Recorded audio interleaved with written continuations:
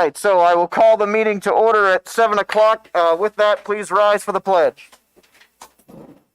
Pledge allegiance to the flag of the United States of America and to the republic for which it stands, one nation, under God, indivisible, with liberty and justice for all.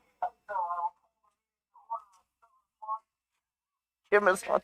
What is that? That's Jim on delay. Jim, we can hear your tape delay.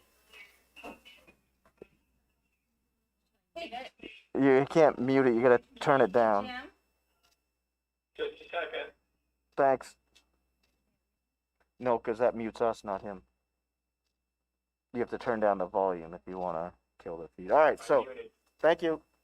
Okay, with that, we do have a couple of items for non-public this evening, so we do need to go into a non-public session for a little bit, and then we will return.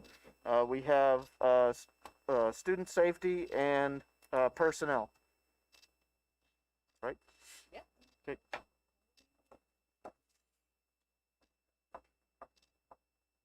I move that we go into non-public session under RSA 91-A, :3, Roman numeral 2 for personnel and student safety. Second. Thank you. Moved by Catherine, second by Dick. Tim?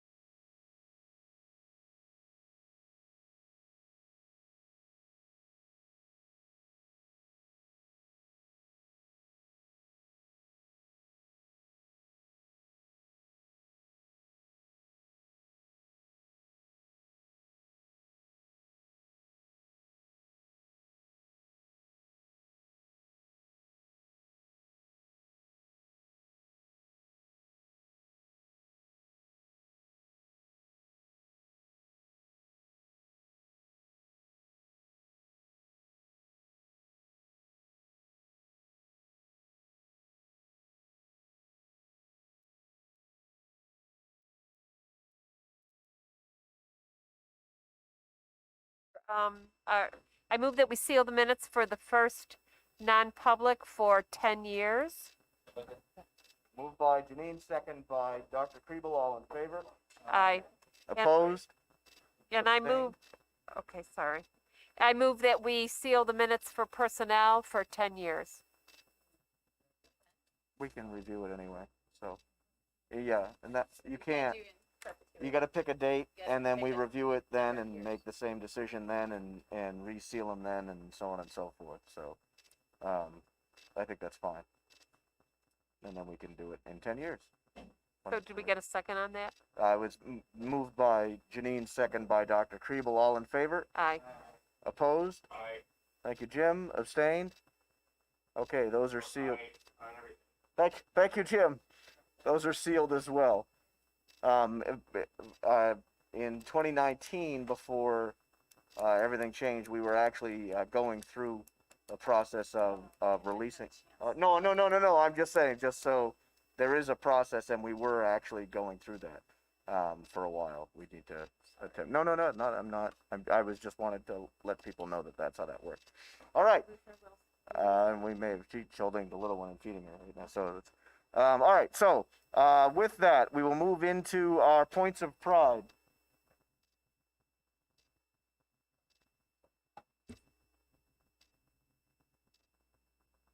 Linda Compton, who is the GBS nurse, was nominated for the Life Changer of the Year award for her leadership, positive influence, and excellence in the field of school nursing. GBS was also awarded $7,192 in grant money from the New Hampshire DOE to expand the robotics hub up there. TES had a very successful after-school Lego club start. Half of our students are participating, and 4 of the TES parents have volunteered to facilitate those Lego groups. At the high school, the winter concert was performed on Wednesday, December 15th in the gymnasium. If you didn't get a chance, it was an incredible show, and under the joint direction of Brian Moore and James Wickham. Students had prepared a festive program with diverse musical selections. All right, and we have had 7 Conval seniors who have been admitted to Nashua Community College through the Express Admissions Day at Conval. Some of the subjects these students intend to study in college include biochemistry, English, pre-vet and animal sciences, medical assistance and nursing, and culinary arts. There are 3 more Express Admissions Days scheduled for the high school. And those are today's points of pride. Thank you, Superintendent. So we have reached the first period of public comment at this evening's board meeting. Is there any member of the public that would like to address the board? If so, please raise your hand and be recognized. You will be provided a period of 2 minutes. Hearing none, seeing none, there will be another public comment period at the end of tonight's meeting. We are now on to the consent agenda. There are 2 items in your consent agenda tonight. The first are the board minutes of December 7th, 2021. The second are the co-curricular nominations. Are there any questions with any of those materials? Are there any objections? Hearing none, seeing none, the consent agenda is adopted. With that, we are now on to the superintendent's report and presentation of business. We have another right? Slideshow. This is the reopening update.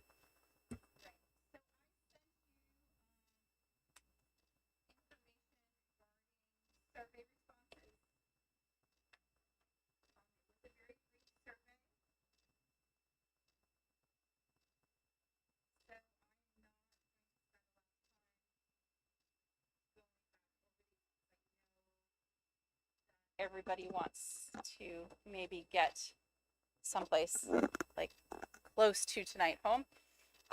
So we had 859 respondents. I would just remind you that this time we did things a little differently. You could only respond once from a device. And we didn't ask you to fill it out every time for every individual. So we had, and these numbers don't equal 100 because some people have more than one student. So 36.79 had, so 316 of the respondents had one student, 241 of the respondents had 2, 10.48 or 90 had 3 or more students, and 212 had no students attending Conval School District. So, that said, here are the different levels. 328 respondents had elementary school age children. 254 had middle school age children. 257 had high school. 35 had preschool, and 210 had no children, which was interesting that it was 212 and then 210. I don't make up the numbers, they just pop up on. So what I did here was I went through the information, and this is the way, in order from highest to lowest, the mitigation strategies kind of shook out.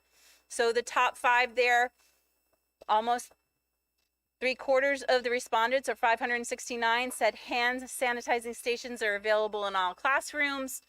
528 said that students should be wearing masks.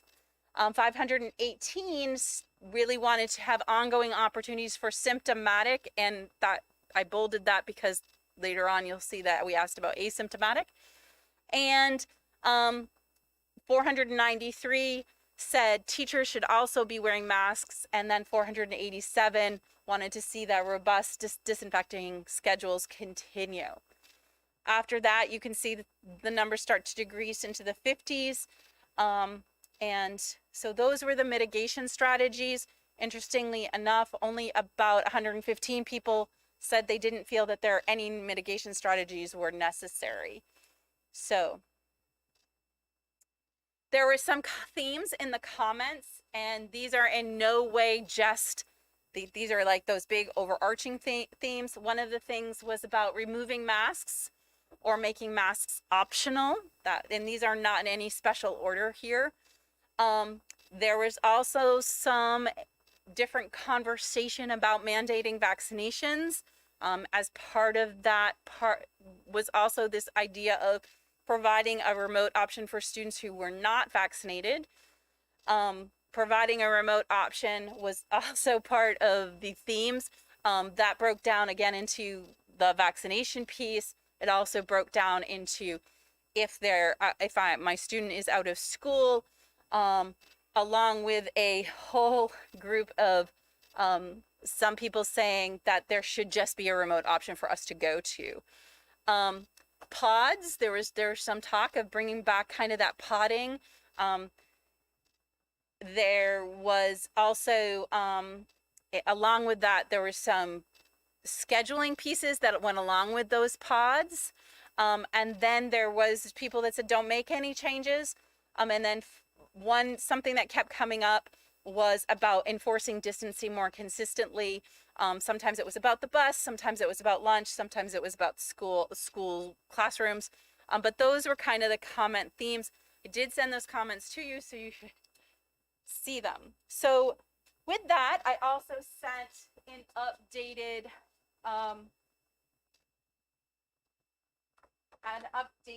plan. Along with some information and recommendations from the COVID-19 committee. So I would entertain any questions you might have or thoughts you might have, things you want me to add, take away, etc., etc. One of the reasons, excuse me, that I wanted to make sure we got this done is because I do need to resubmit the reopening plan with any changes to make sure we meet the requirements of ESSER. Dr. Allman? 1, 2, and 3. I flipped through the phone message, 104 million. The reason, I wanted to clarify the reason for which we are eliminating the yellow tick. As of today, the governor and the state Minister of Education have not made a formal decree, mandate, whatever, that there should be no remote instruction in the state. What apparently has been said by, I believe, the Commissioner of Education, please correct me, this may be all wrong, is that if we ever went to remote instruction, we simply would not receive state aid for those days. Is that correct? No. Not exactly. So the commissioner has alluded to those days not counting as instructional days. However, the state board of ed has not actually passed that as of right now. I might suggest that that is probably likely going to come if we start seeing schools go remote. Certainly, it is not something that the commissioner is supportive of. He is not supportive of us doing anything remote.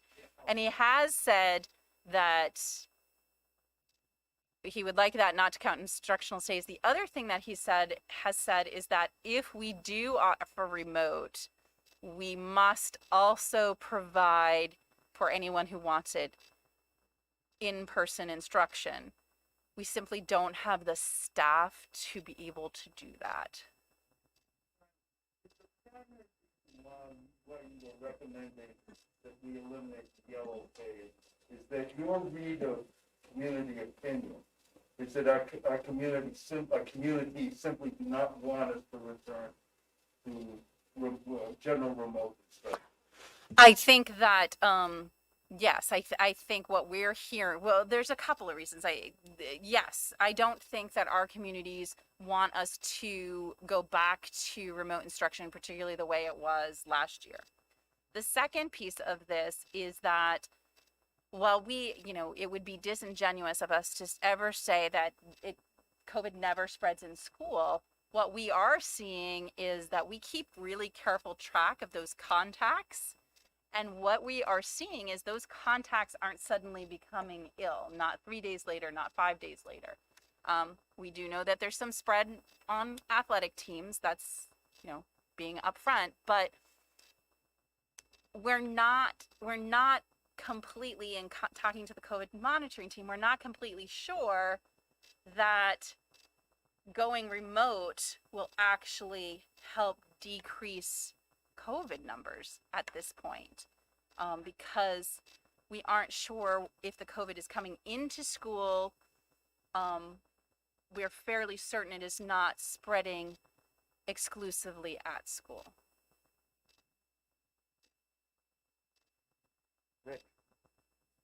Rich. So, I applaud the changes because I don't think we should have standards in the plan that we've long since blown through and are not enforcing, right? So, if we don't have any intention of going remote at 500 per 100,000, then let's not have it in there. And so I move that we accept the changes. Moved by Rich, second by Dr. Kriebel. Additional discussion? Comments? Questions? Hearing none, seeing none, all in favor of approving the modified reopening plan? Opposed? Abstained? Jim? All right. Is there anything else about reopening you guys need? Any other questions on Comments? reopening? I was an A. Thank you, Jim. There's a rain delay. Anything else on reopening or questions or comments?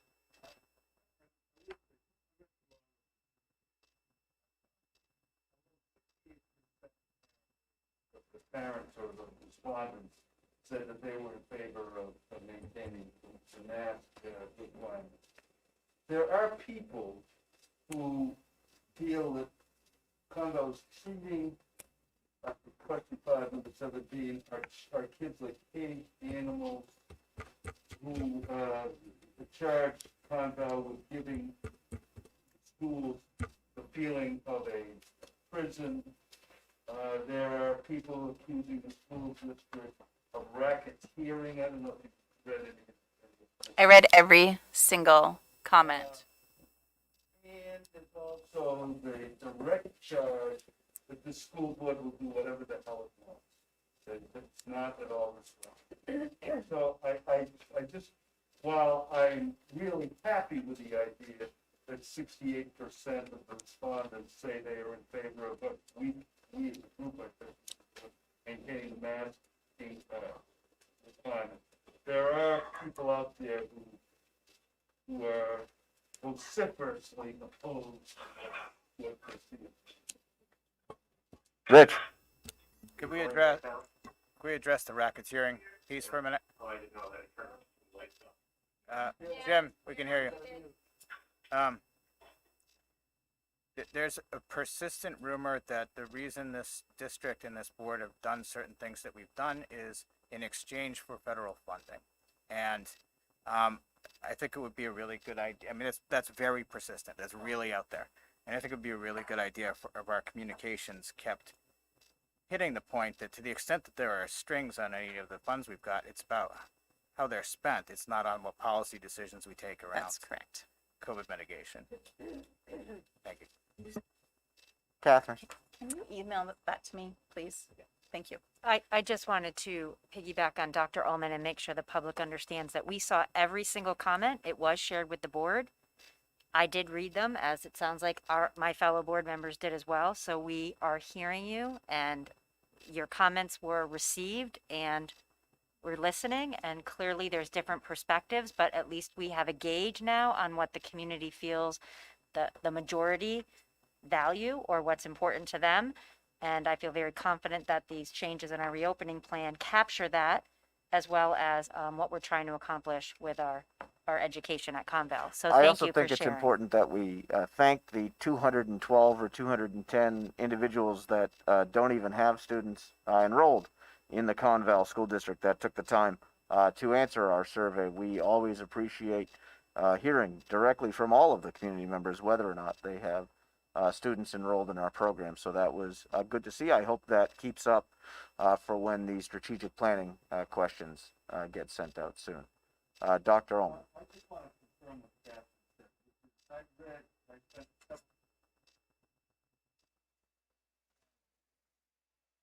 spent together whether or not respondents recognize that their voices are being heard by, I think, the whole school. But anyway. Agreed. Thank you. Anything else on that? Kimberly? I guess my question would be about communication of cases. We are hearing a lot, and both Ann and I are taking turns. We get a lot of, like, we don't need these anymore. So I know I came to you quite a while ago and said, is this how you want me to continue communicating? I would make the suggestion that we could continue to provide that information on our COVID-19 update. We post that once a week. We can certainly try and post that more often. That is online for people who would want that information. I think people are being pretty inundated. I got some pushback about the fact that I communicated out about the threat, and people had unsubscribed because they're tired of the COVID emails. So I think, I'm going to be very pointed. I cannot put that on the principal's desks or plates because they have too much there already. So Catherine? I'd just like to make a motion that we accept the superintendent's recommendation. I too have heard that. We want to make sure our residents and parents and staff are able to hear the messages that are important if that's something we're hearing.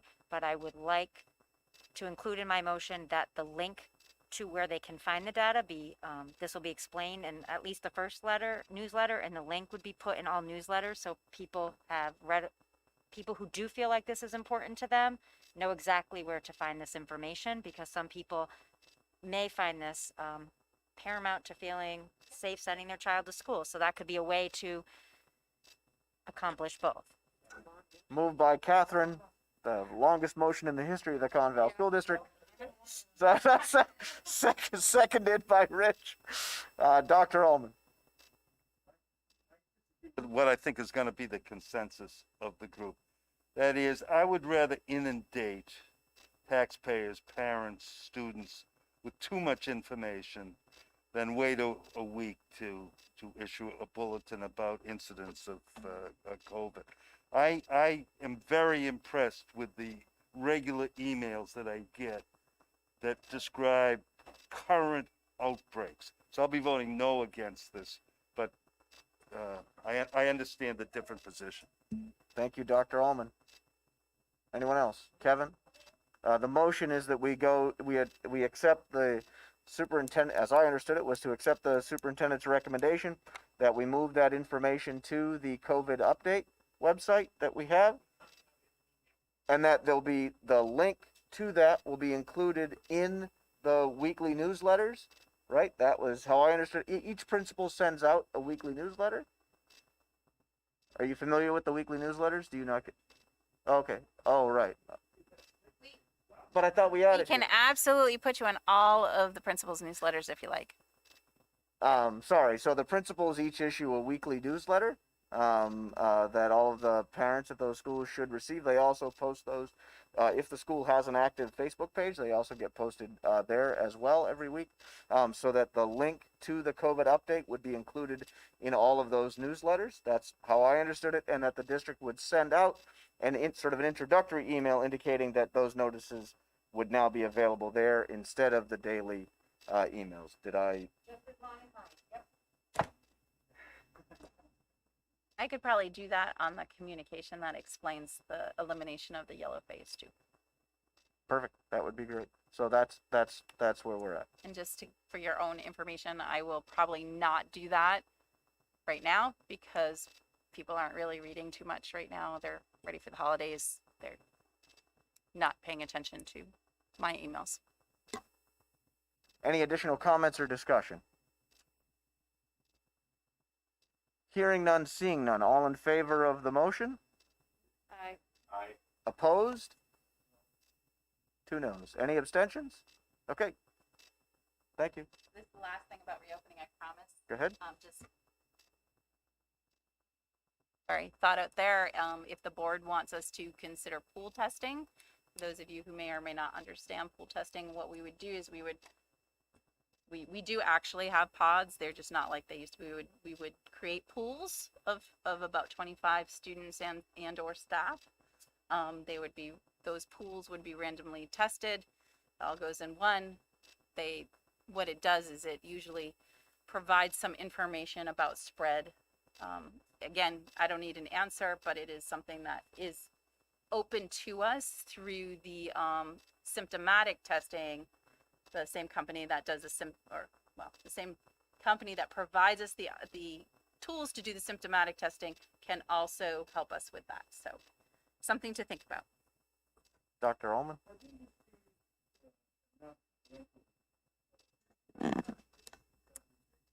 Yes, not the pool testing, symptomatic testing. We did not ask for permission to do pool testing. We were very specific that what people were providing permission for was for symptomatic testing.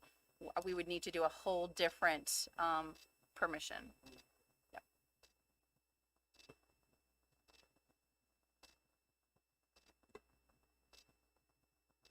Comments or anything else? Okay. Next on your agenda is the presentation on the Education Freedom of Counts, or the EFAs.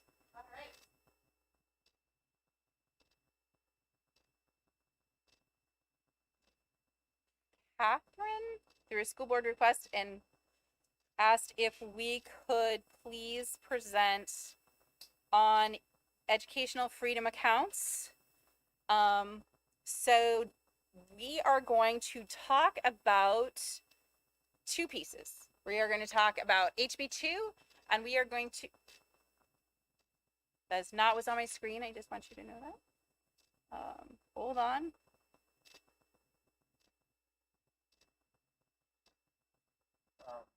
So I'm gonna wait, hold on. I'm gonna wait before you leave. You want to give us an update? I think it's fair. I can do that.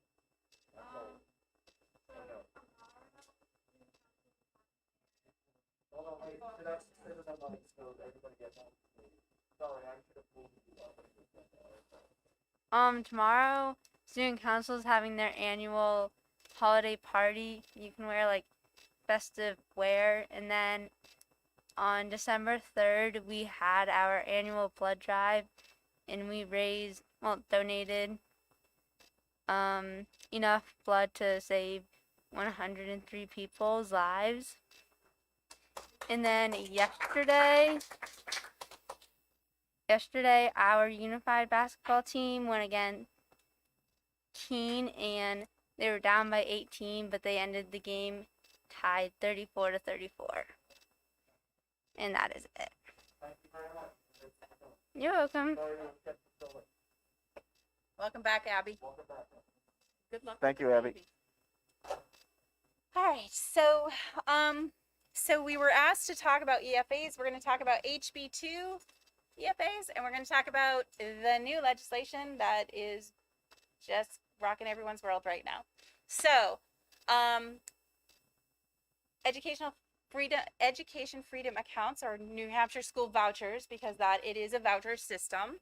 I'm going to talk about the actual laws, and Lori's going to talk about the financials. So, with that said, there was considerable movement during the 2021 New Hampshire legislative session to move towards a more comprehensive school choice program. There were several bills that could not pass both the House and the Senate. So the program was added to the budget trailer bill. I'm not sure if everybody is familiar with that, but in both situations, neither of the EFA bills could actually pass the legislative body. So it got added to the trailer bill.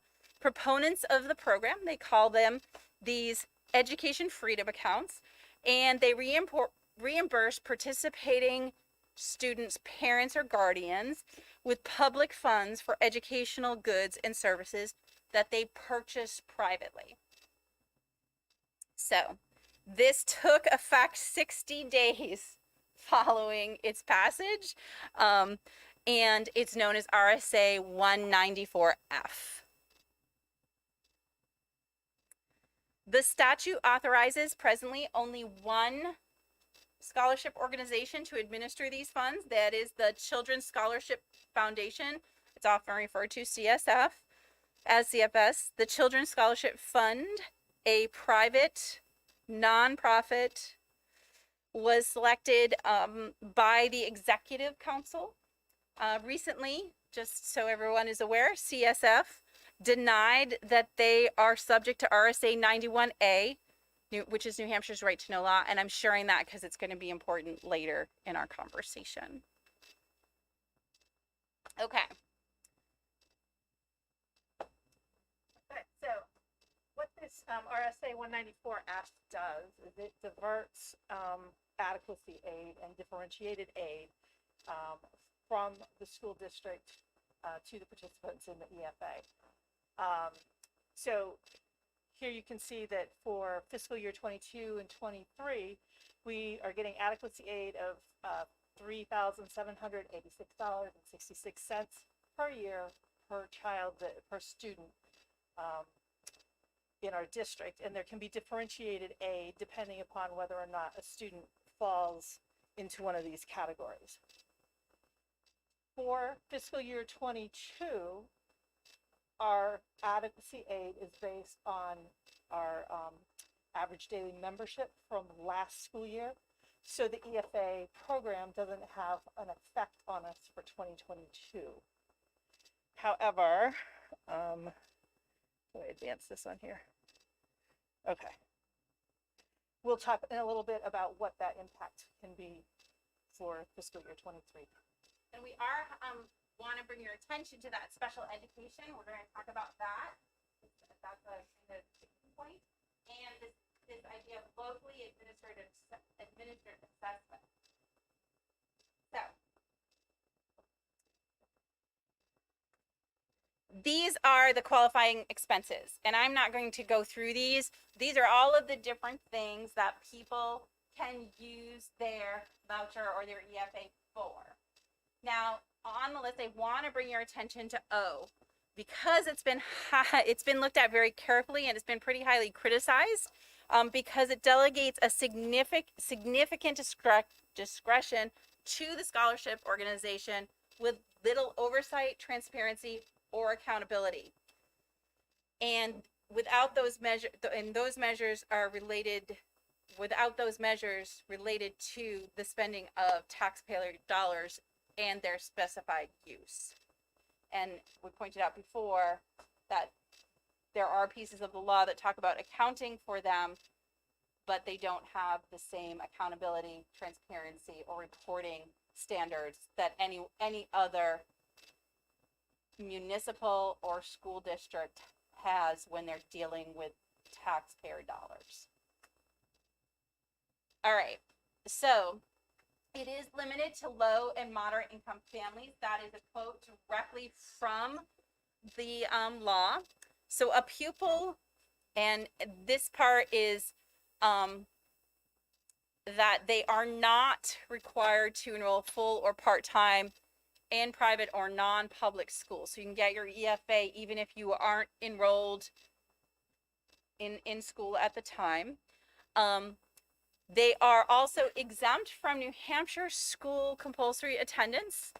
And what they cannot do is they cannot enroll full-time, again, notice the bold, full-time in local public schools.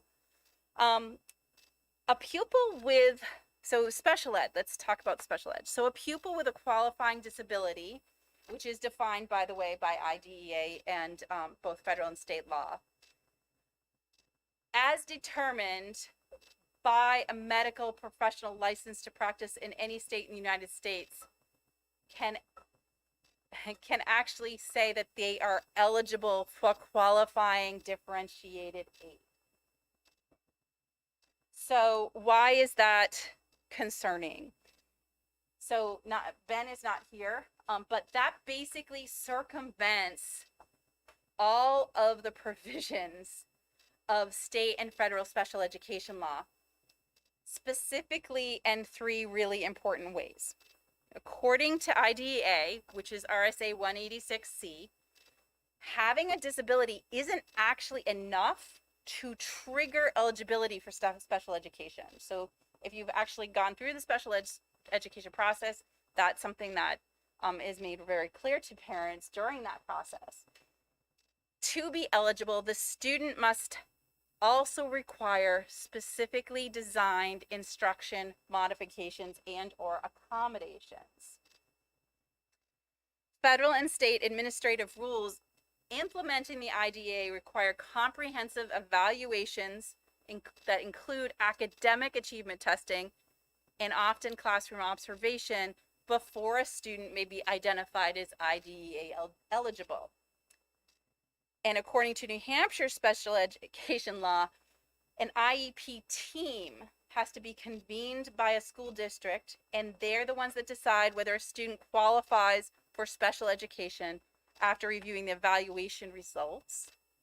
And finally, the reason I brought that special education piece up is the EFA rules allow students who in fact do not qualify for special education to receive increased vouchers as if they qualify. They get that differentiated aid as long as the doctor or the licensed medical professional says they should get it. Finally, the EFA statute overlooks RSA 193.1, which allows students enrolled in private schools to attend their district of residence public schools part-time, and quote from the law, curricular courses and co-curricular programs. So, EFA statute strips the district of residence of all state aid tied to a student, both adequacy aid and differentiated aid. The district of residence may actually still incur costs educating the student part of the day. Here's the potential cost estimate on the impact for fiscal year 23 of RSA 194F. We're going to lose our adequacy aid, as we said before, the roughly $3,800 per student, and differentiated aid. Currently, as of our BOY numbers in October, we have 8 students that were enrolled in the district at the end of last year that unenrolled and left the district in August of 2021, and they have enrolled in an EFA program. So for those 8 students, we're gonna lose $32,000. It's important to know that we have 28 students that are actually enrolled in EFA, 28 students that have been associated with Conval or the Kentucky Valley School District at some point. Some of them left the district in 2016, so we're not receiving adequacy aid for them now, so they're not factored into this number. Of those 28 students, 9 of them left last fall. So the first year remote study.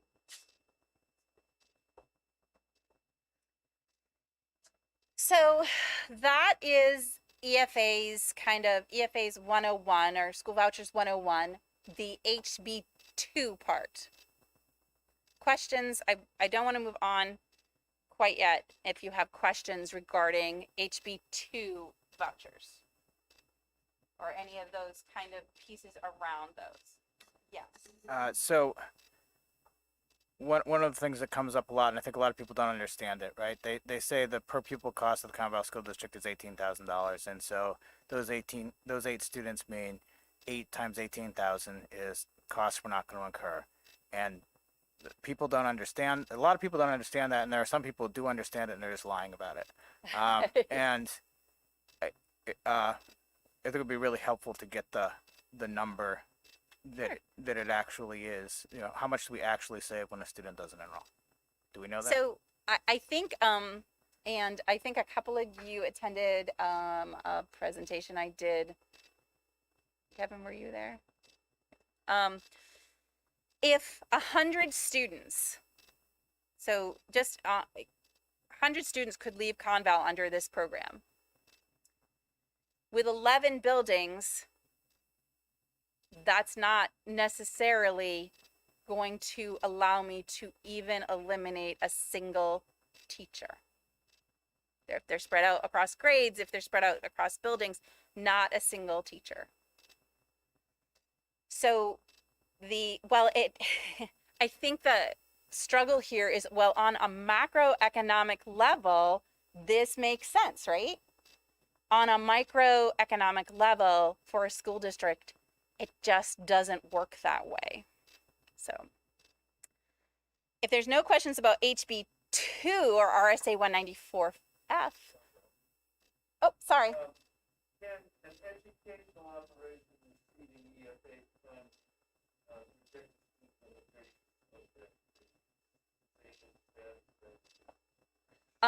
so EFA funds can be used for private schools, and private schools are not beholden to the same acceptances that we are.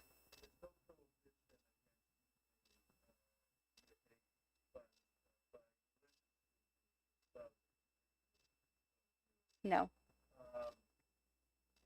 There's no prohibition, for example, if a parent wanted to enroll child in drum major class, so that there's no prohibition on that parent using EFA funds to buy drum major uniforms. That's correct. Okay. Any other questions, comments? Okay, so we're going to move on to what is now called HB 607. And vouchers take 2. Only this is a locally funded voucher program. That is really important for you to know. This would provide, so every district is a little different. So we went through the formulas, which there's actually a couple out there. So, but we have estimated, that's an estimate. Okay. So this might not be the hard and fast. I know the average in the state is about $10,000.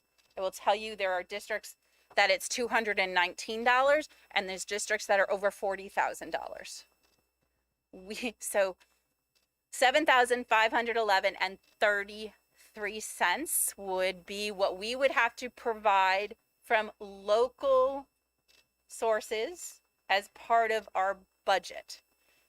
The Scholarship Foundation has role is very similar. We'll talk about that in a minute.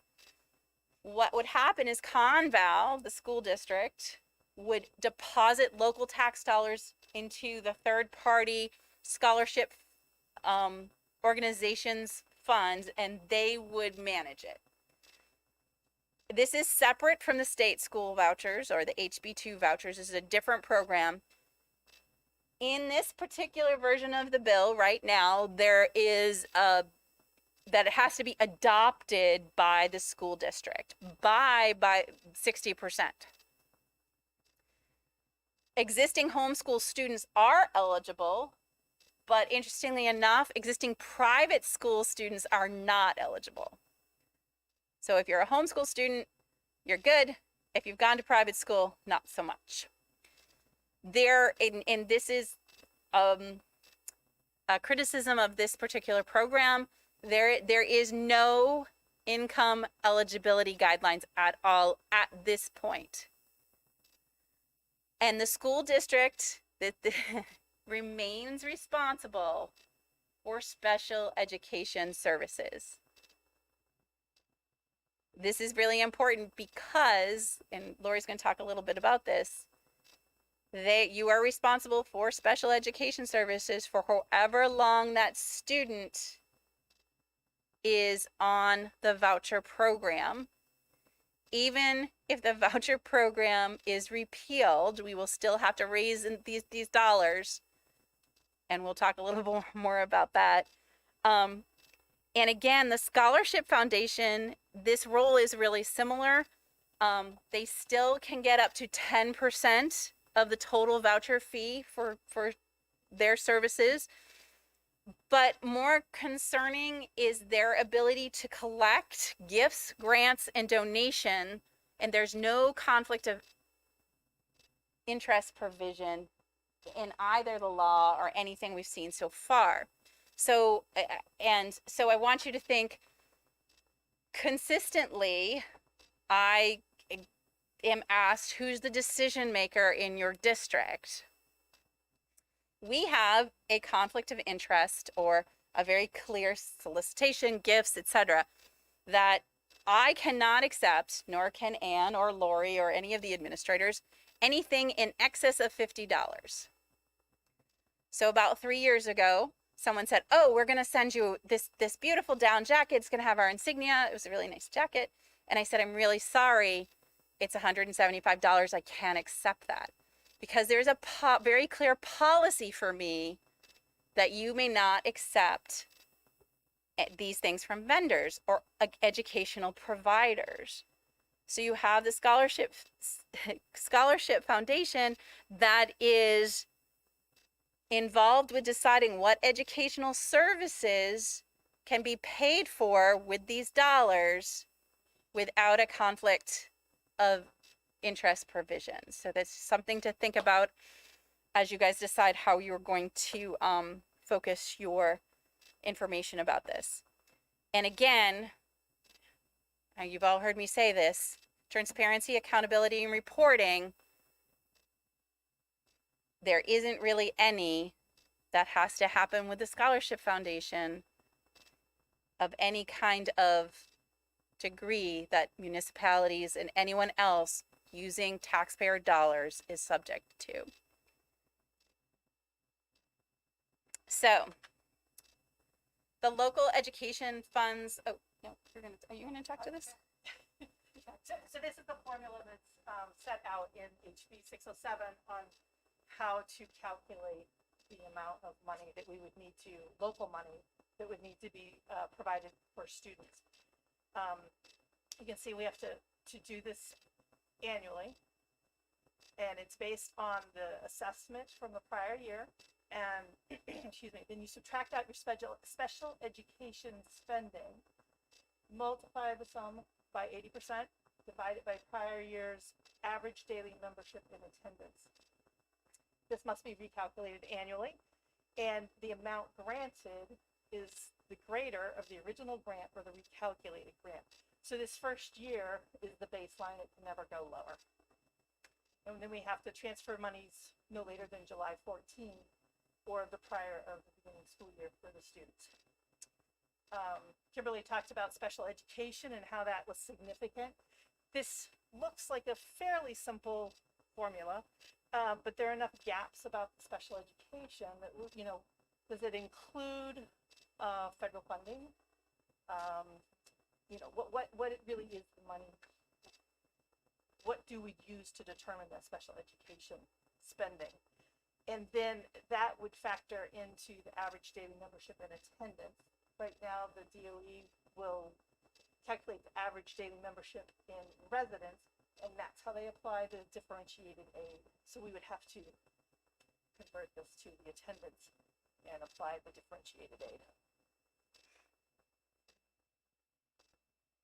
So right now, the estimate that we have for the potential impact in 2023 is a total of $548,000. You see there at the bottom.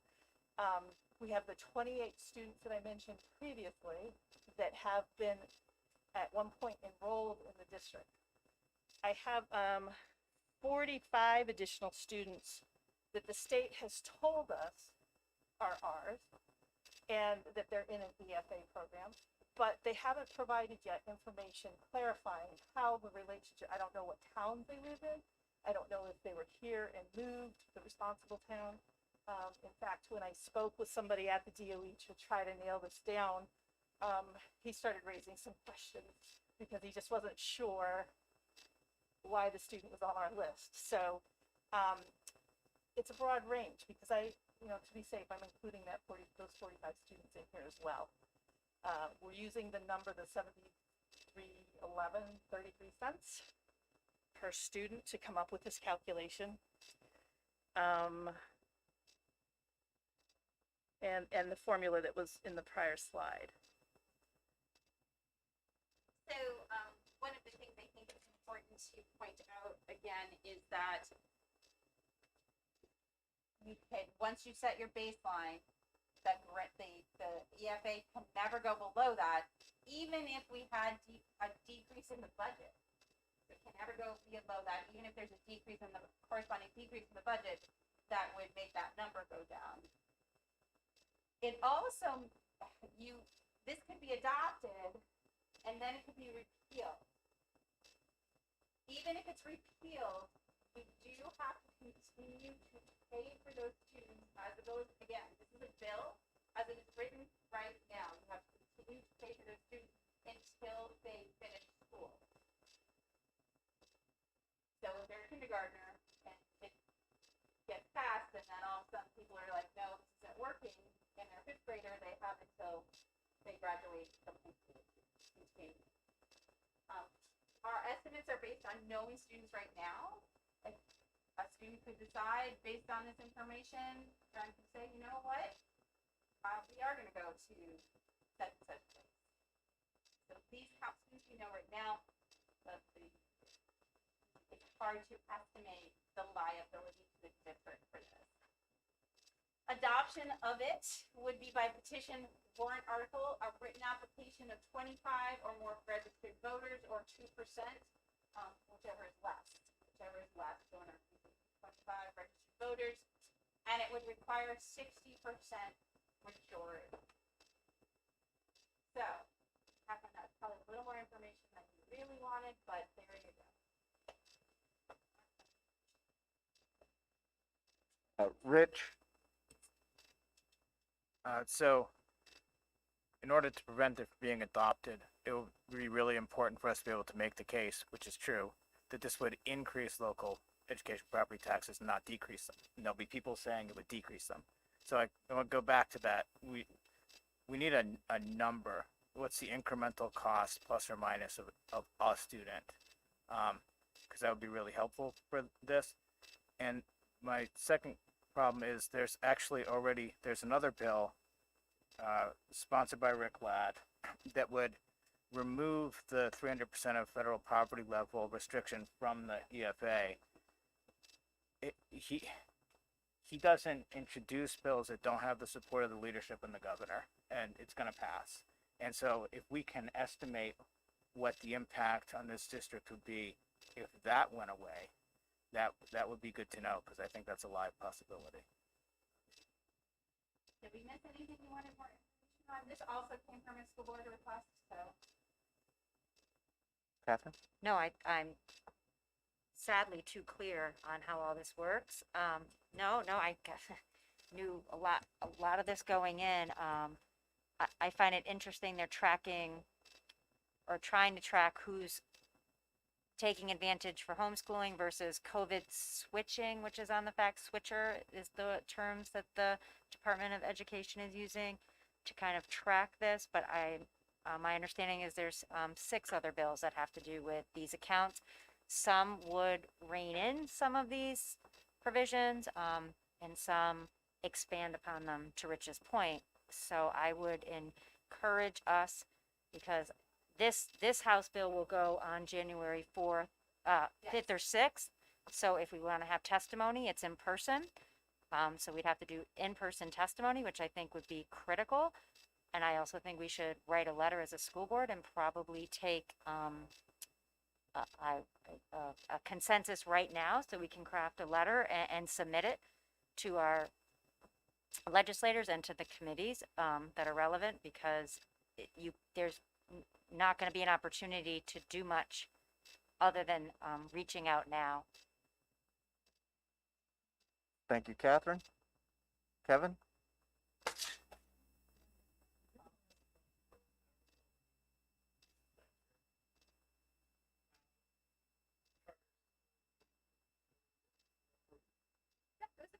It was approved.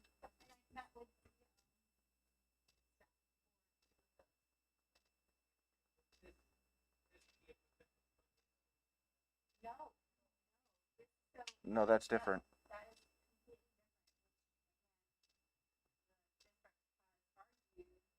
Repeatedly, that the state is not being obligated to the public schools and the charter schools that are in place presently. They're already obligated funding of those places, and now they're adding these on top of it. Rich? So regarding Catherine's point, there's registering our disapproval and asking it not to be passed, which we've done several times, and I'm not sure that we've ever done so successfully.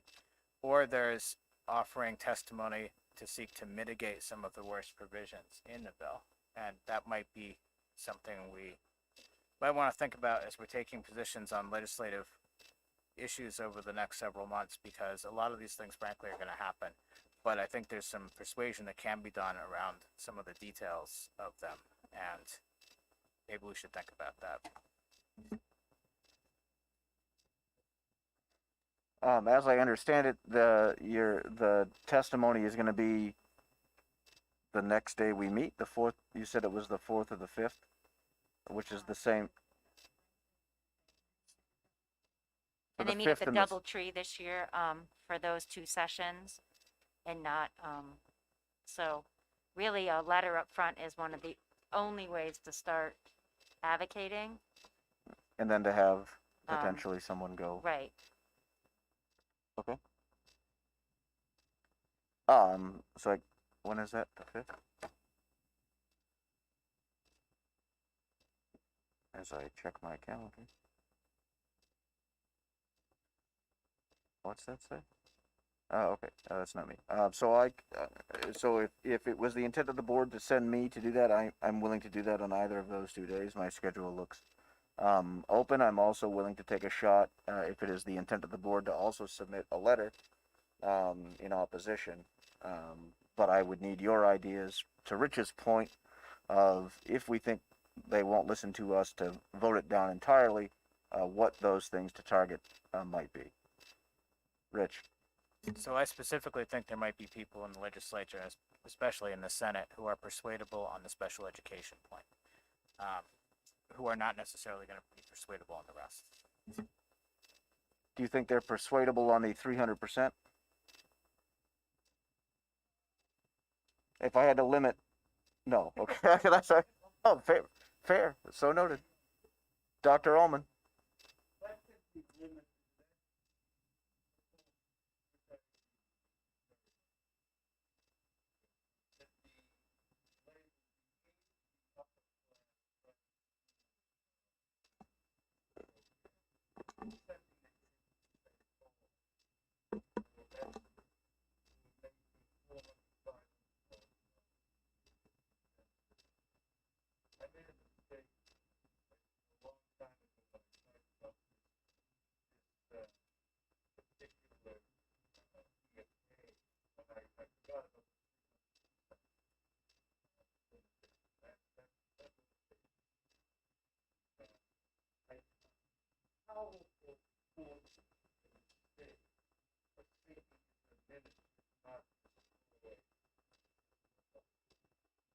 I will point out, just for factual purposes, that the current draft says if you are currently enrolled in a private school, you wouldn't have access to the expanded voucher. So I'm not suggesting your argument isn't entirely valid, but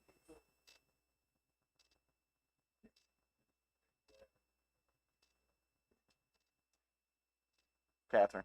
I just want to clarify, you're not going to be able to testify on the 4th or the 5th. That's when they're convening to vote on All right. retained Thank you. bills and vetoes. So that's why we have to do, a letter is going to be our only Okay, option. great. It's moving Sorry. forward as the newer bills move through the hearings and through committees that we can testify. Thank you very much for clarifying that. I will get a letter to you all to yay or nay, ahead of our next meeting. For that, I will draft, if that's the intent of the board, sorry, I should make sure we have that on record. Rich. One thing that may help persuade some of them is unintended consequences of this, because what this, what it really makes sense to be is the poorest person in a really wealthy town. And I mean, it makes the value of the cheapest rental property in Waterville Valley exponentially higher, because Waterville Valley's got to be that $40,000, right? No, it was. Oh, Washington was? I thought it was the Valley. We too. found it was actually small towns. The burden was going to fall on the smallest towns. So, with the lowest student populations. So Berlin's gonna pay 20 grand? If they vote it through. Right, based on right, this sorry, bill. right, fair enough. Any other comments or discussion? So I take it as the sense of the board that such a letter be drafted, and be prepared to submit. I'll take that as a yes. Thank you all. Thank you, Superintendent, for the information. Thank you, Catherine, for filling us in, and Rich for your advice. And Lori, thank you very much also for all of that information. All right. With that, we are on to the monthly events calendar.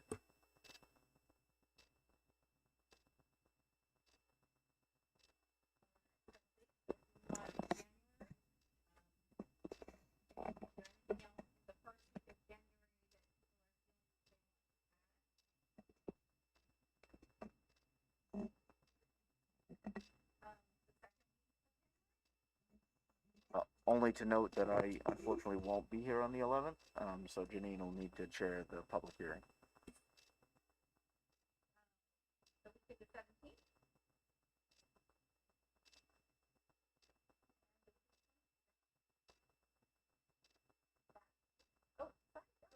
Al, go ahead.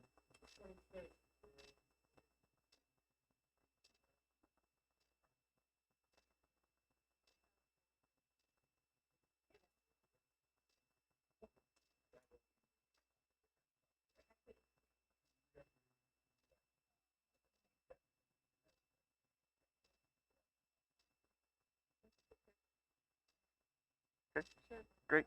Thank you so much. I would ask that you turn your attention to Jen Kiley, who is the director of the Applied Technology Center. She has some information regarding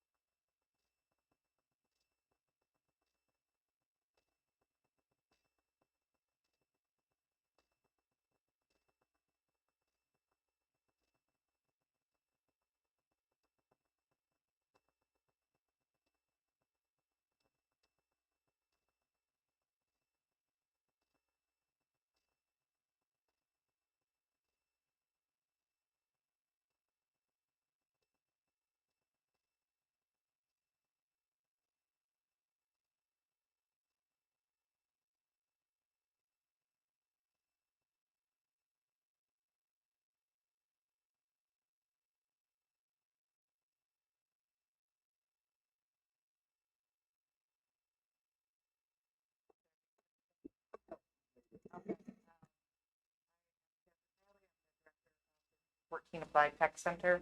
I'm here to give you an introduction this evening on the PTE renovation process.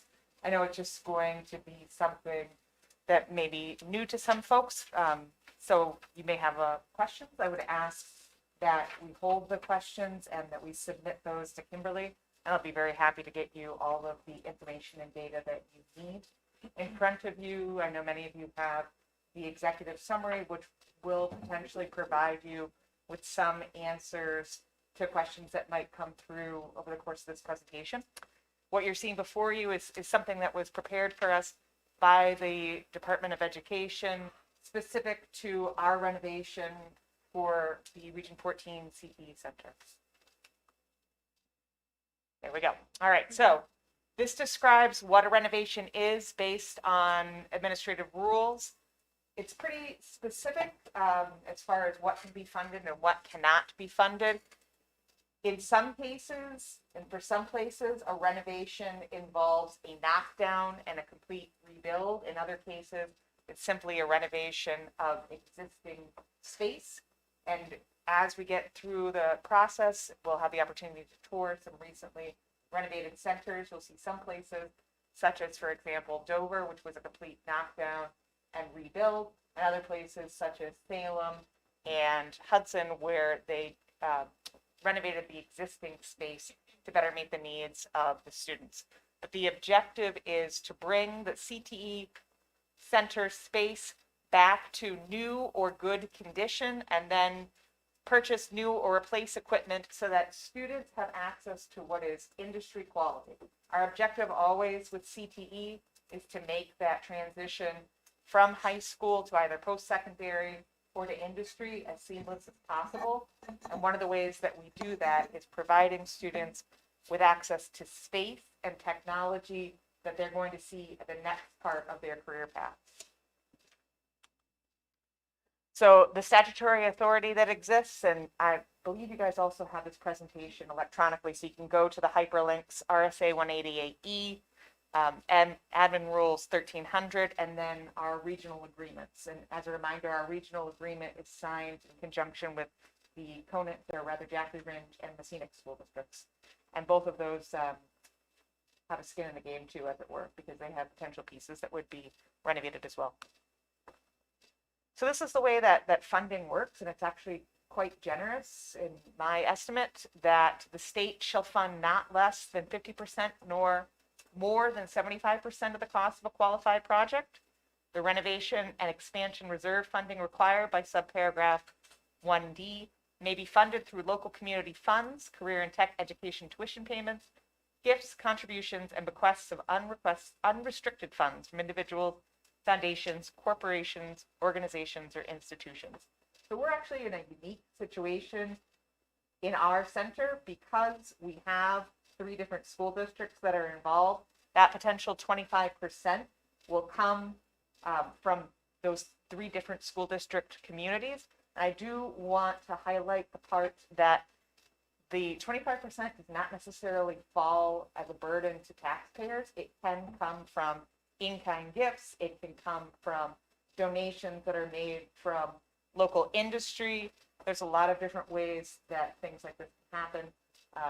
All of the CT directors in the state, of course, we meet monthly, and those of us who are getting ready to go through a renovation process certainly meet more frequently than that. And I know that there are other centers that are looking for some more of those in-kind pieces to take care of the 25%. Oops. So this is the way that the process works. There's a whole renovation process application that is due 18 months prior to when we would potentially break ground. We are for the 26-27 fiscal year biennium, which means the earliest we could break ground is July 1 of 2025. And that means we would have to have our application in by January 1st of 2024.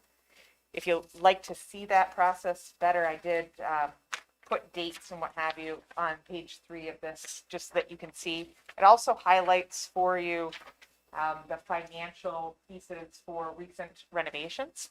Then there is the vetting process, where we have to have the votes from the local community. There's the capital budget process. Then there's the ground gets broken, the building is happening, and then the reimbursement and report process. So that's the big piece here. It's submitting 18 months prior to the start of the biennium, which for us is the January 1st, 2024. Kimberly will tell you, no doubt, that I have been itching to have a go at this since I began here in 2018, because having come from the Department of Ed, I know this is a big process, and the time to put this application together is pretty intense. So we need to get going if we're going to try. These are the pieces that are in the application. We've got the different CTE programs where we're taking a look at, and this is part of what I've included for you in the executive summary. It starts on page 6 with programming. I'll look at what our current enrollment is. I'll look at the ELMI data, which is the economic and labor market information data, because I have to be able to demonstrate in good faith to our community that these are going to be career paths that are going to provide our students access to high wage, high skill, in demand jobs. So I want to be able to look at that both regionally, statewide, and nationally. We take a look at potential careers, post-secondary links, which are a big part of what we do with CTE. And then I've also included for you any program advisory committee notes. So there are the blueprints, there are those committee recommendations. We already have in place program advisory committees for each of our 11 programs. In addition, we have a regional advisory committee, which meets at minimum 3 times a year. We have to take a look at equipment, and that requires us surveying both industry and post-secondary to make sure that we're looking at equipment that will be on par with what the students will be accessing when they exit, and then taking a look at that total construction cost. So some of the pieces here I've already mentioned I've done my best to provide for you in this packet, that labor market and information and a needs assessment. We have to do a needs assessment anyway as part of the annual Perkins process. So our turn in the queue is coming at a pretty fortuitous place, because we are at the place where we're doing a needs assessment for our Perkins review. We're at the part where we're doing the strategic plan for our district. So we're happening at a nice time. We're looking at that criteria of the CTE program. I have to survey my stakeholders as part of the comprehensive needs assessment, and that's certainly part of this process as well. And then we're taking a look at our post-secondary links. The note at the bottom is to remind that in admin rules and in minimum standards, CTE falls under a special place as far as how many students can be in a classroom, not to exceed 24 students in each lab class, or as is viable by safety standards. So for example, you'll see some of our other classes, when we only have certain numbers of equipment that can fit into a room, only certain children, like so many kids could access that equipment at a time, that decides how many people can be in the room. This is part of what the architectural process will be. And all of this has to come together prior to really getting the application going. Lots and lots of committee meetings for different groups. And as I've said, I've already introduced this topic to the RAC. The PACs have discussed this at their most recent meetings this past fall. We have listening sessions with our local community, and the leverage resources being getting in touch with our many stakeholders who are already invested in our programs, who already come and speak to our students, who already allow our students to go out to internships and apprenticeships. Equipment lists, and the note at the bottom about procurements, which I'm sure Lori is very familiar with the uniform grant guidance, and all those construction costs. And pictures that you're seeing in here are representative of images from some of our most recently renovated centers. Both of these, it's Rochester. So this is the responsibility of the district. Now, in our case, it's interesting again, because we technically have 3 receiving districts, because we send students to Conant and Scenic, and they certainly send to us. So ours is going to be a bit of a special case, but these are things that we're going to be responsible for. This is the vetting process in order to determine that all of our T's are crossed and our I's are dotted. And then we have that local vote. There has to be a majority vote for all communities in the region. Some of you may know, for example, in Whitefield, they haven't gotten the community votes, and they've been up in the queue several times. So it's an important piece for us to demonstrate to our constituents the value that CTE brings to our community. And then this is the legislative piece, approval by capital budget. I do want to note that there have been, in all of the recent renovations that you will have seen on page 3, they've all been supported at 75%. So while the law says minimum of 50 up to 75, they've all been at 75.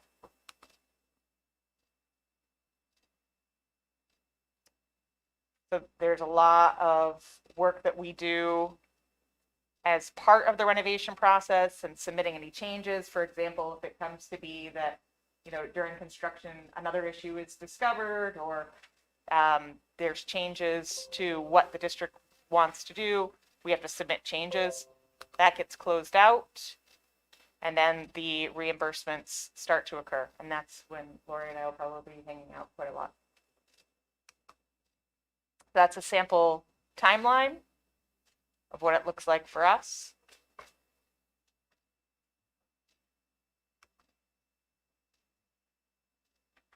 And some contact information. There's not currently an administrator of the Bureau of Career Development, so we're deferring either to Mackenzie Snow or to Jeffrey Beard as her assistant. And then Kathy Page, it's one of my former colleagues. She's the one who's going to give us specific guidance regarding renovation. She's been handling all the most recent past ones.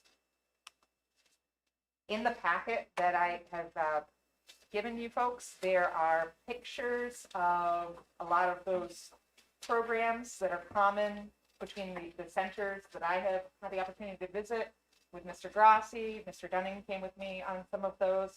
There are also, towards the end, beginning on page 21, some samples of potential programming. So I've looked at where the ELMI data demonstrates there's going to be growth in both our area, the state, and nationally. So our students have that opportunity to enter into other careers that will end up being well-paying for them.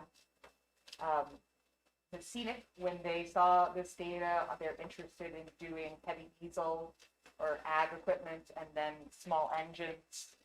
The Jackie Ridge District is not yet committed to any addition. Two that I am recommending would be health science for us and animal science or vet tech. Are there any questions I might answer for you now? Rich. I had a quick one. Oh, go ahead, Jim. You referenced the community approval. Is that by 3 districts involved would need a majority in each district, or a majority of each town in each district would have to approve it? Can you elaborate on that? Beg your pardon. We're a very special case in as much as the state has not dealt with something like us before, with 3 school districts being involved. So it's going to be a little bit of learn as we go. I don't think they've made their official decision about how that will go yet, because they haven't. It's not right in front of them. Thank you. Yes. Rich. So when in the timeline, thank you for doing this, by the way, when in the timeline would we need to hire an architect? And the That's reason, going to be part of the initial part of the renovation committee, because the regional advisory committee, as it currently exists, advises the center as it is now. A separate renovation committee, which will be made up of members of the 3 different school boards, plus members of the RAF, plus the 3 superintendents, would exist just for that purpose of overseeing the renovation process. So I think Rich wants to know whether we need to make sure there's money in this budget to hire an architect. The one that would begin in July 20. budget. If what I heard, See, I don't know. So Would be what we could do. You could do either. It would just have be when you were gonna. I just wanted to make sure we could meet that deadline and have somebody on board to do it. Right. That's all. I think What that I was need to Rich's find out concern. from you folks first is whether or not you're interested in this opportunity, and then we can move forward with the other pieces of the process and discern the more finer points. So Rich. So, what I'm particularly concerned about is that we not back into a design, to a sole source design build, right? And which is why I want to make sure we budget for an architect so that we can actually put this out to bid, because at least in a couple of those renovations, that's exactly what happened. They backed into a sole source. Can we, can we have the opportunity to just talk to the New Hampshire DOE Of course. about kind of our unique situation and see if we can't drill down to how we do that, how we split those costs, how we make those decisions? Because again, there are 3 districts involved in the one tech center, and each of us is responsible for a certain amount. Dick. Yeah, I'd like to recommend the board approve to continue with the renovation proposal to move forward. Second. Thank you, Dick. Second by Catherine. Additional discussion. So I will let you know, I did go to the last RAC meeting. So Conant and Messinic were both there in my collection, and the program area committees also met that same night. So there was good interest in this. We saw much of this information then as well. There was also good discussion about that 25%. It is, I think, incumbent. There are 13 of us, and we know a lot of people. That as we identify the areas that we will renovate and or potentially expand to, that the business community, who will ideally hopefully be hiring these individuals that are well trained, step up to that and contribute some of the money towards that 25%. So you'll see in one of the pictures, it literally looks like the back end of an ambulance is parked in one of the things, because that's literally what it is. In theory, Jaffrey Ringe, that ambulance organization, could literally give us an ambulance, and that would count towards the 25%. Just sort of 5-axis CNC machines, all of those types of things, all count towards that 25%. So just to keep that in mind as we continue to move forward. Any other comments or questions for Jen or the superintendent?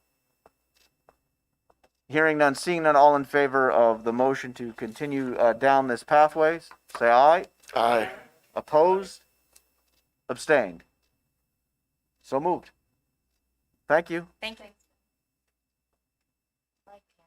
And I would just ask if there's any questions on December 1st enrollment. Any questions on enrollments? Hearing none, seeing none. Reports. Teacher representative. Don't see one this evening. Communications committee. Alan or Janine. The communications committee met on December 9th. We had a short discussion about the high school communications tree that we had proposed. We were looking at the model that Heather designed for the high school, but the superintendent explained to us that the project was on hold because Guilfoyle is going to produce a communication plan that will provide a blueprint for the other schools, the other 10 schools, to design their own systems as they all communicate with their own families differently. So that particular model might not work for them. So we're just putting that on hold and letting that go forward. We decided the strategic planning, communications on strategic planning could be done by the strategic planning steering committee. They were doing a fine job on their own. So the main part of our discussion, one of the main tasks of the communication committee is to inform the general public on the budget. That's where a lot of our work does. And this past work has included the work that we've done around the white papers that Jim Fredericks has produced that currently reside on our website. And then we also do pieces for the Ledger and letters to the editor, like supporting the budget process.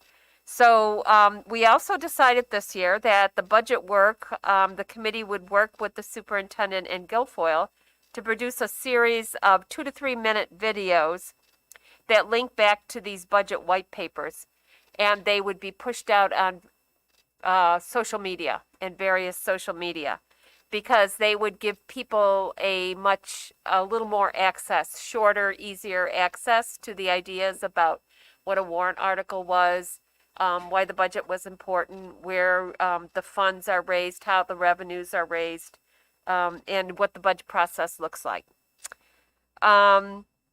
Another opportunity for budget info will be the community forum that's scheduled for January 25th at 7:30 in the Lucy Hurley Theater. That would be the main topic. There will be a second topic, and we had a discussion about various possibilities, but we haven't made a decision on that. That's it. Thank you. Thank you, Janine. Next up is the Strategic Plan Committee. We met the other day. We went through and tried to narrow down and agree upon the bulk of the questions that would go out to the community. We worked on phrasing on some of those. We worked on trying to get the answers to be, or the choices to answer those to be somewhat standardized, along with some open format questions, with the hope of being able to get that out as soon as the new year is upon us. That was the bulk of that entire meeting. So that's it for that. Budget and property. So first of all, I'd like to apologize for the fact that my notes from the meeting didn't opted out of the flight to Florida, so I'm doing this by memory. We did talk about a couple of key things, though. We spent a lot of time talking about the preschool expansion, which was approved. And basically what we talked about, Kimberly and her staff presented some options to reduce the costs and by phasing in some of the hiring of some of the support staff. I think we, as I recall, we all agreed that we didn't want to go that route, but I don't know, Kimberly, whether we decided to present that later in the discussion tonight or not. Is that going to be part of the revised budget discussion later? My understanding was that you did not want to talk about that at this meeting, but perhaps the next one, Catherine. That was my recollection. Sure. Okay. We also talked about fiscal year 23 budget warrant articles, and we will be talking about that later. That's basically we decided that our recommendation is that there would not be any other warrant articles other than the trust fund warrant articles, and we'll be covering that later, so I'm not going to review it in detail now. We talked about the capital improvement plan and policy. We didn't want to make any changes to the current planned funding for capital improvements out of the budget. I think the number was 462, as I recall. We got some more work to do on the policy to implement that, hopefully. Well, not hopefully, but we will be implementing in conjunction with the policy committee under Catherine to have a capital improvement policy in place by April, May, June of this year, so that when we hit the budget process for fiscal year 24, we'll have that in hand, an approved policy. We talked about the SCIP program, and Kimberly, was that going to be a non-public discussion later?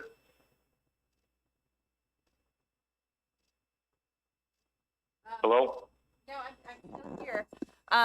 No, we were not going to have that discussion. I think we got direction, and we're going to work with our attorneys on that. Okay, so I don't know exactly what I can say about that. So why don't you say what we can say about that in the public discussion? That we took direction and we'll be working with our attorneys. Okay, good. Well, I didn't say what I was going to say. Final thing was there's a proposal for a pavilion for the Hancock Elementary School to use the trust funds. I forget the name of the trust fund, but it will be a public hearing, I believe, probably it'd be in January. Brief public hearing. It's not one of our district trust funds. Okay. It's a special trust fund set up for use by the Hancock school system. And I think that's all I had to talk about, summarizing the meeting. Dick or Catherine, did I miss anything? No, that's okay, Jim. We got it. Thanks, Jim. Policy, Catherine Heck. So the policy committee met this evening, and we have two policies coming before you for a second read tonight: JRA, student records, privacy, family, and student rights, as well as policy GBEF, acceptable use policy for staff. In addition to which, we went over procedure DAF, administrative procedure DAF, that has to do with federal grants and the uniform guidance. The reason for looking at a procedure, which is not a typical review, is that we're looking to perhaps align some of the federal guidelines to our own district local policy, because under uniform guidance, the most restrictive policy always adheres to procurement standards. So that's kind of trying to have that discussion. So that'll be going to budget and property to be reviewed before it comes back to policy. So Lori, the business administrator, will be working with both policy and budget and property to try to align that. In addition, policy DGA for authorized signatures is going to be updated. Prior, it was more about check writing and check writing services. This is about more who's authorized and how authorized signatures work. It's a little different of style policy, and that'll be coming to a first read. And then we continue our work on the fall update to get through our legally required policies and make sure they're updated. And anyone's welcome to give me feedback at any time, or if there's policies that you'd like reviewed, certainly bring that forward as well. Thank you. Thank you, Catherine. With that, we're on to old business, legislative update. I don't have any new ones to give you tonight because I didn't go through the pile. Catherine? Sure. So there's 938 bills currently. We're still, there's still some confidential bills. We don't have all of the Senate bills yet.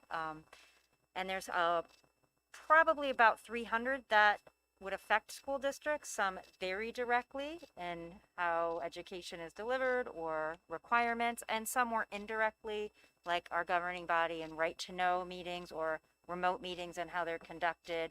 So there's pretty much the whole gamut on that. And we talked earlier, the House starts to meet in the Senate. January 5th, they convene. So this legislative session definitely has a focus on public schools.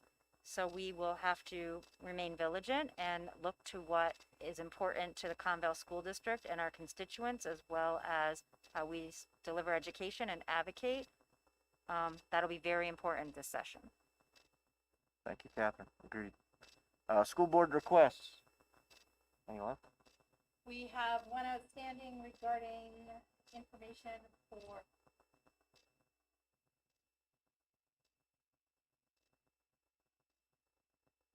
That's all right. You're good. Sorry. That's all right. Okay. Revised budget discussion.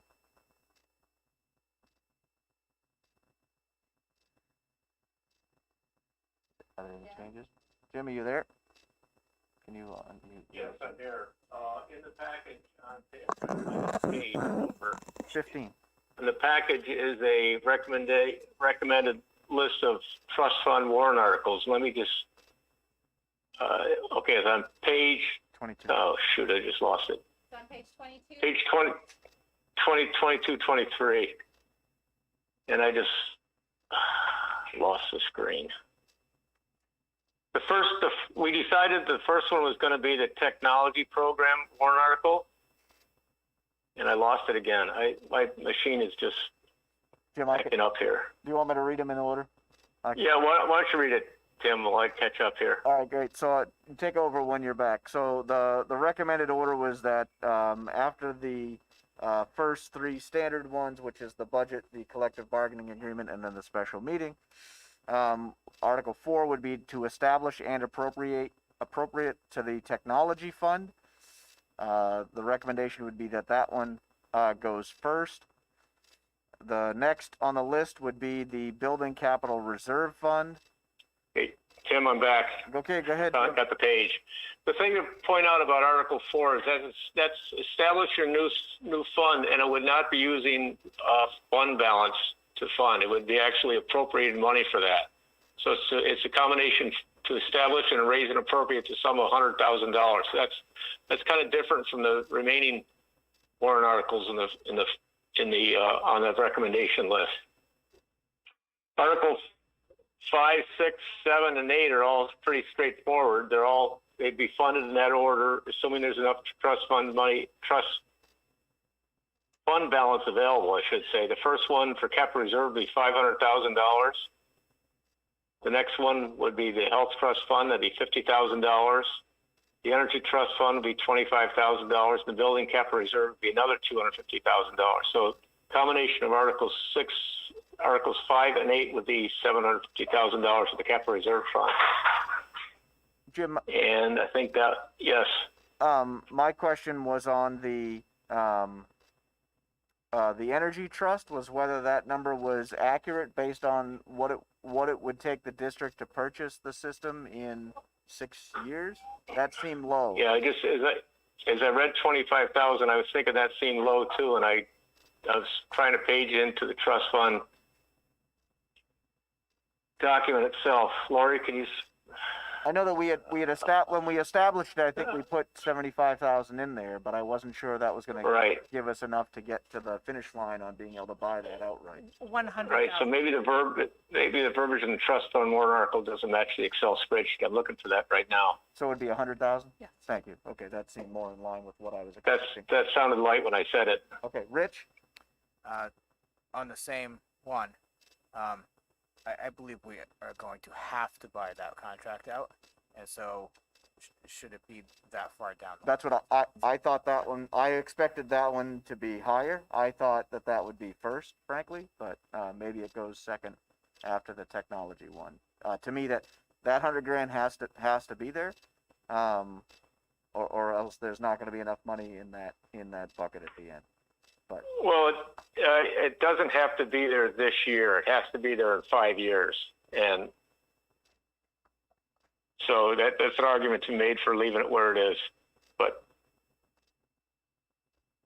Dr. Ullman, that would just increase. If it didn't get funded this year, we'd have to fund more next year. right.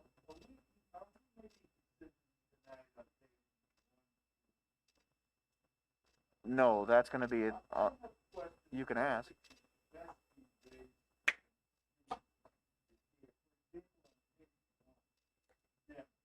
Where it says that 2021, 2022 for a school year. There's the estimated June 30th balance, which is 2.89 million. Change. And then there's the target balance, which is 1.9 million. And that's a difference of $990,000. This is an example of the kind of questions that I say. I don't quite understand why the target balance is so much lower than what we expect to have. And then down below, Jim, where it says 2022 to 2023 school year, down at the bottom it says estimated June 30th, 2022 balance. I think you meant to put 2023 balance. Yeah, must have known. Anyway, Mr. Chairman, I see the, why does it cost $50,000 to have it by one? I don't think this is the context for it. No, but, yeah, of course. So I know Jim's not here. Hopefully he can hear us and he can weigh in. But the target balances are the amounts that we don't want to go below. They're not, the target balances so that when we look at our list of priorities and we have a capital plan on a spreadsheet, and we look at what we can fund in the budget and what we have to fund through trusts, and I'll just give examples, maybe the maintenance or updating classrooms, we want to make sure we have a whole plan and we do the math, and when what we're adding in and what we're taking out, that we can keep that $1 million number as a target, because we know what we have coming in the year after, because it's a 5-year plan, and we have to have a small contingency for some emergency situation. So we balance all that and create target balances throughout, so that we aren't going to get caught in a place that we cannot continue to do the maintenance that's required year over year in the plan that's been developed by Mr. Grossi, Lori, Kimberly and her team, the principals. So that's what the target balance is for. You're welcome.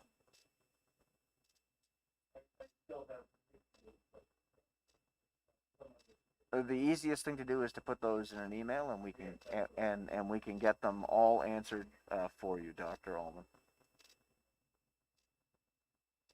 Those updated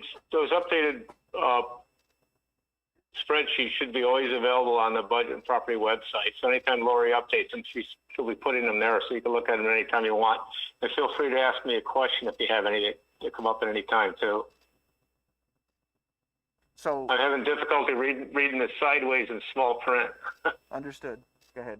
Are we establishing the I warrant articles? I think we should establish the warrant articles before we leave this evening. So That was the next thing I was going to say is that we could start going through it. If everybody doesn't have any more questions, we could start going through a series of motions to put these in place as warrant articles. So Article 4 is still a draft. It's clearly not final text. There's still a bunch of placeholders because we're looking for language around what the purpose of that technology fund might be. I think we have a rough idea, but I think we wanted to get some phrasing. So I think the board understands the intent, but we can't approve it as written to go on there because that one's not ready yet. But we can go through these one at a time to go to that. That's fine by me. So with that, the proposal would be to have the first of the articles after the standard first three would be to establish and appropriate two. So remember, this one's different. This is a creation and a raise the funding at the level of $100,000 for a technology fund.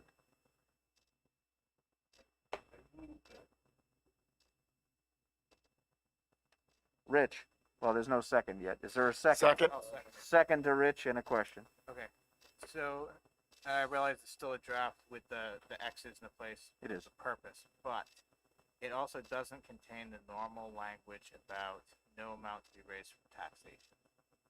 Correct, because it's new, it's initial, and we're raising the $100,000 to put into it. Okay, wouldn't need to, but okay. I think the reason they went with that, or they're suggesting that language, is to make sure, or attempt to make sure, it gets funded. I think that's why right? Is that an appropriate response, Jim? Yes, and that's the way we set up as I recall, that's the way we set up the Energy and Efficiency Fund the first time too. We raised and appropriated as opposed to using fund balance to fund it. We did, that's correct. Yeah.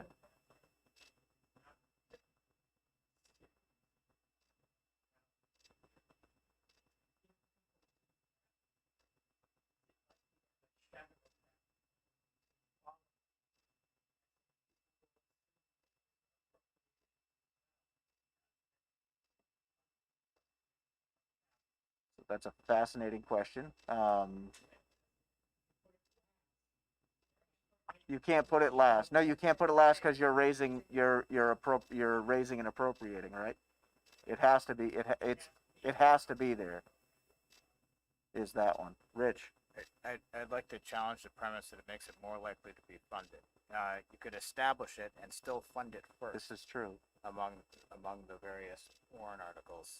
So I don't see it, that it makes it more likely to be funded, and I think it actually makes it at least a little bit more likely to be voted down if it's seen as additional. Well, it would be. It is additional. Catherine. Well, we did go back and forth on all these things, and that's why it's before the full board. And some of what we also considered was that it let the legislative body decide if this is a priority for them. We certainly have funds in the budget to buy equipment. This is, for the future as technology needs are changing rapidly all the time. And I don't think there's a right or wrong answer on how we do this, but we would still have to put it as number 4 to establish the fund. So regardless. Here. So I may be getting ahead of myself, but Article 8 also does not have the language about not raising the funds through taxation. does that mean that article then needs to move forward, or is that something that was missed in the development of the? Article 8 does. It does. It says with no amount to be raised from taxation. How am I not seeing that? It's right after the date 2020, July 1, 2022, in the third line down. I've read that 4 times and I've not seen it. That's why we have multiple readers. So to Rich's point, the motion as is would adopt it as is with an additional appropriation. Additional discussion.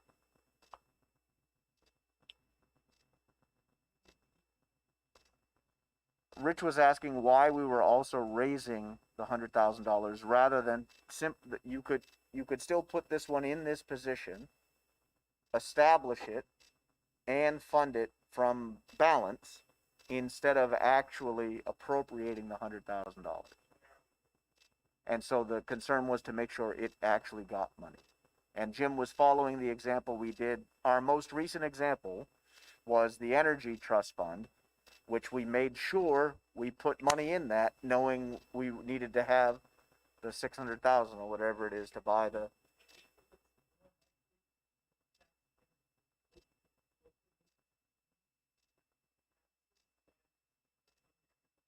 I wasn't on I presume this was all discussed at the Budget and Property Committee meeting, so I don't know if they would, go ahead. It's all taxes. Right, right, it's all coming one way or the other.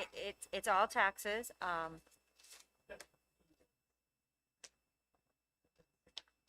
And so,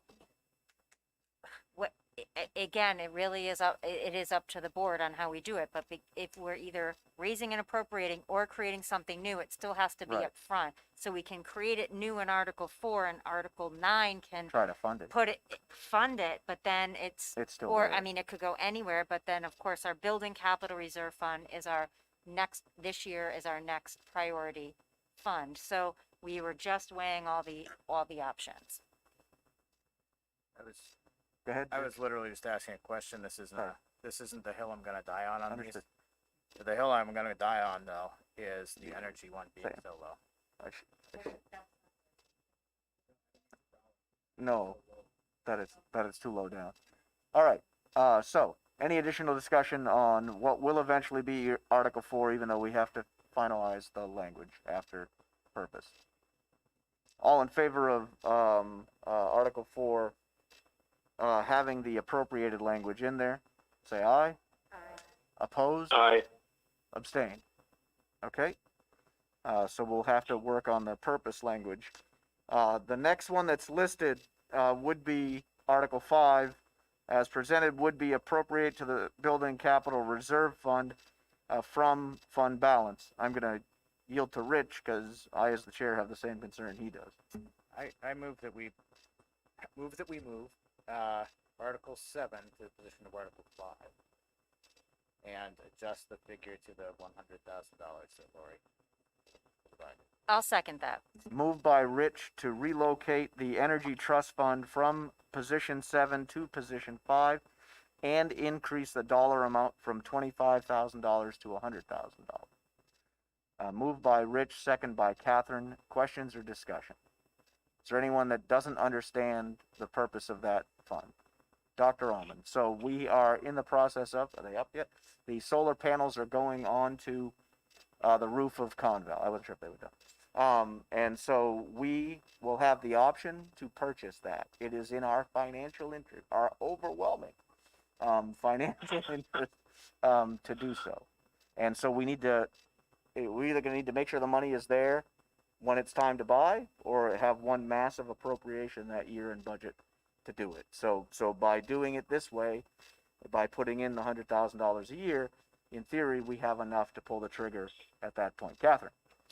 It's also important to point out that while that is the intent of this current sitting board, it doesn't tie any future board, and this trust fund can also be used for other Correct. energy type projects. So if that does not become a priority board or circumstances change, it doesn't preclude us from moving forward with other green energy type products with these dollars. The discussion if I remember correctly, when we originally established that, was that should the future board decide not to buy that out, we would find ourselves with enough money to do additional LED upgrades, which, you know, if that credit wasn't there anymore, which maybe it won't be, those. I'd like to question the Energy Trust Fund. Is that the name of the trust fund? I thought it was the Energy and Efficiency Trust Fund. Now I'm looking at the words. Because when we established that trust fund, it was initially going to be just for energy. We added the words efficiency, which would give us the flexibility downstream if, in fact, the solar project never got off the ground, which it did. So I think you're right, Jim. could you I think it's Energy and Efficiency Trust Fund, and that might help in the voting process too. I think that's what it was established as. That's my recollection. We'll double check that. Because that was the entire discussion at the time, to Catherine's point. Right. All right, so, any further discussion or questions? All in favor of moving Article 7 in ahead to Article 5 and increasing the amount to $100,000, say aye. Opposed? Aye. Abstained? Okay, that would then have Article 5, the previous Article 5, appropriate to the Building Capital Reserve Fund from fund balance, now be Article 6, to the sum of $500,000 to no amount raised from taxation. So moved. I move that we Moved by approve Article 5 as written. moved by Sec- Dr. Treble. I'll take Second. Jim as the second. Discussion. All in favor of Article 6? Opposed? Aye. Abstained. Okay. The next one in order would be to appropriate to the Health Trust Fund from the fund balance the amount of $50,000 not to be raised from taxation. Is there a motion? Moved by Dr. Ullman. Second. Second by Catherine. Discussion? All in favor? Opposed? Aye. Abstained. Okay. The next one would then be our second building capital reserve fund. This one would be in the amount of $250,000 with no amount to be raised from taxation. So move. Moved by Dr. Kriebel, Second. second by Catherine. Discussion? All in favor? Opposed? Aye. Abstained. Okay. So we'll need to finalize the language on Article 4 for the purpose of part, but the amounts and the order have now been agreed upon. All right. Thank you for that. Jim, anything else? I'm scrolling down. Lori, do we have anything new on the budget? What changes did you make in the budget summary? Again, I'm trying to read sideways here. Lori, there? I Yep. added in the preschool, as was voted in at the last board meeting. I think that was it. The warrant articles were included at the proposed $1 million.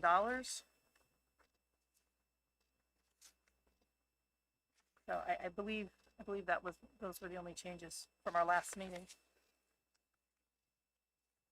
So energy efficiency 100. Yeah, so the trust fund warrant article $1 million total is reflected in that too then. Yes. Okay, got it. Yep. Rich? So the This is the sheet that Lori and I were using live during the last meeting, and now it's formally being handled and submitted and managed by Lori, not me. So Thank you, Jim. Rich? so the percent increase is The percent increase is that the 2.11? depends on what you're looking at. Right. in the it's the operating budget, right? In the operating budget. 2.11. It's 2.11, and that factors in the passage of the CBA. No, it doesn't. No, that's without the. According to the sheet I'm looking at. I think the way that sheet is set out was intended to show all the different variances because there's different ways of looking at this elephant, right? So any question you might have on variances and both in dollars and percentages should be on that sheet. All right. So yes, the operating one didn't, that's the 2.11 that included the last stuff we did last meeting. Right. Yeah. Okay, thank you, Jim. We'll be back on the 4th and we'll finalize, I think, right? All of that, because then we need to go from there. Catherine? Oh, I'd like to pull policy, JRA out of the, Second read. second read, please. Okay, Thank you. okay. All right, that, sure.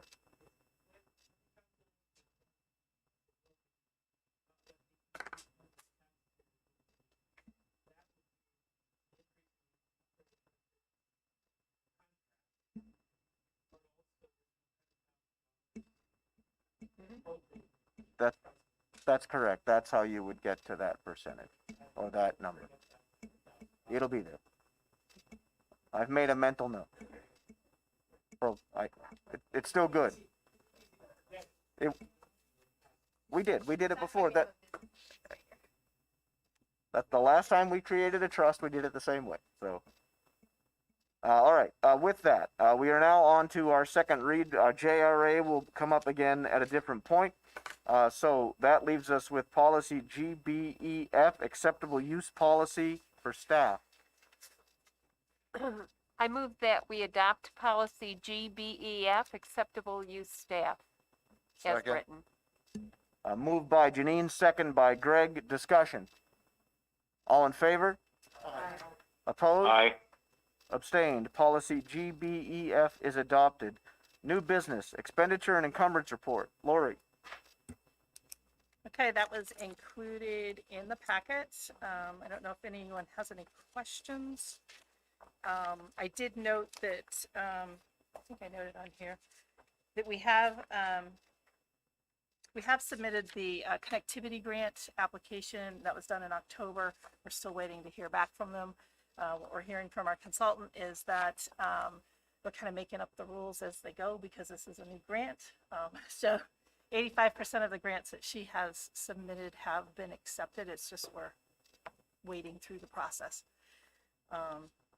And that will potentially affect our communications line for telephone and web access, the 530 function or object code.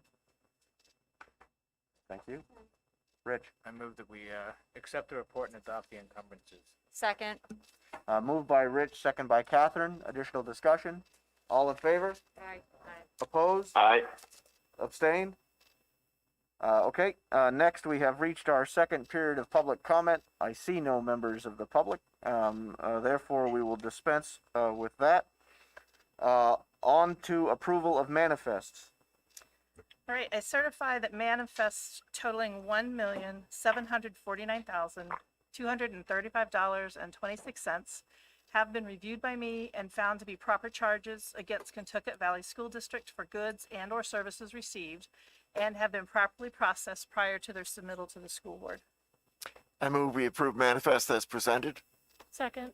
Moved by Dick, second by Dr. Kriebel. Additional discussion? All in favor? Aye. Opposed? Aye. Abstain? With that, we have no other business for this evening. Thank you all for coming. Happy holidays, Merry Christmas, Happy New Year. Move to adjourn by Janine. Second. Second by Dick Dunning. All in favor? Meeting adjourned.